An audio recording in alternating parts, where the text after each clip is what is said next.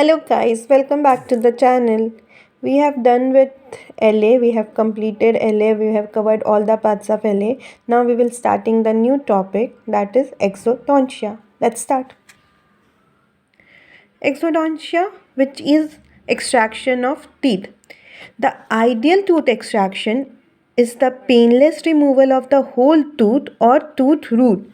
It's the painless painless removal of the whole tooth or tooth root with minimal trauma to the investing tissue, means with minimal trauma to the surrounding tissues, so that wound heals uneventfully and no post-operative prosthetic complication is created. Again, coming to the definition, this is given by Archer, by the way.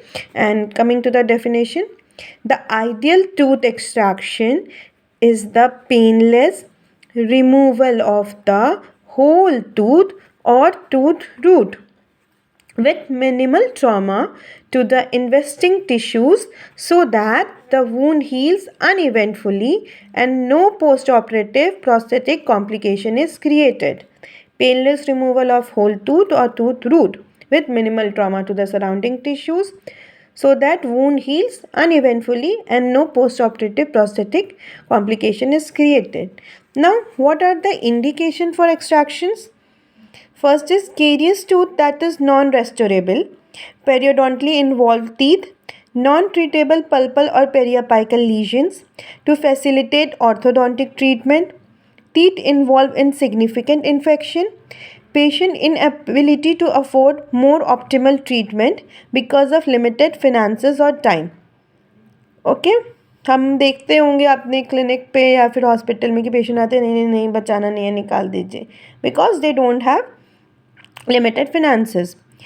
Malposition or malapposed teeth, cracked teeth, fractured tooth which is non-restorable, impacted tooth obviously, supernumerary teeth.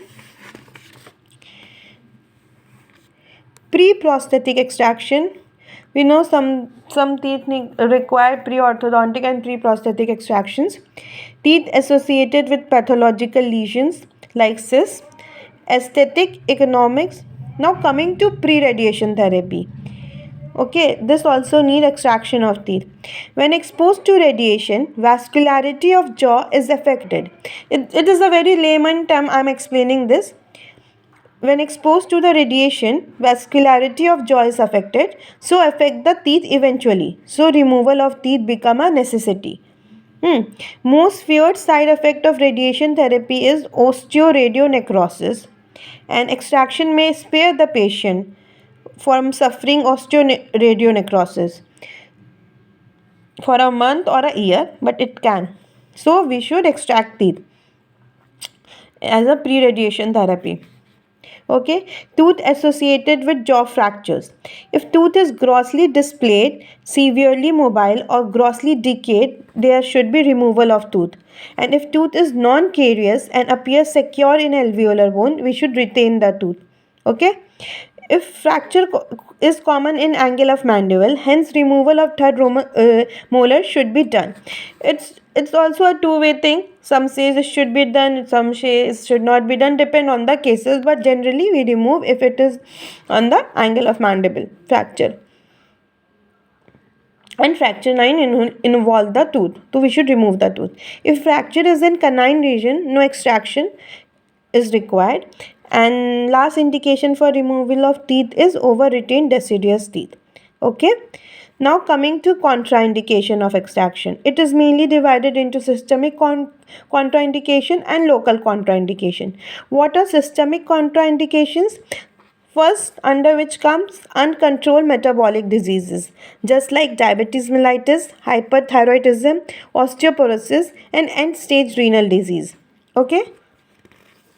Then come malignant disease like leukemia, lymphoma, squamous cell carcinoma, then blood disorders, then uncontrolled cardiac disease, patient on medication like corticosteroids, immunosuppressive drugs or chemotherapy drugs should be considered.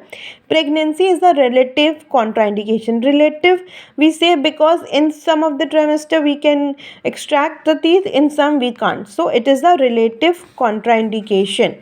Warfarin therapy, Again, interruption increases the risk of thromboembolism.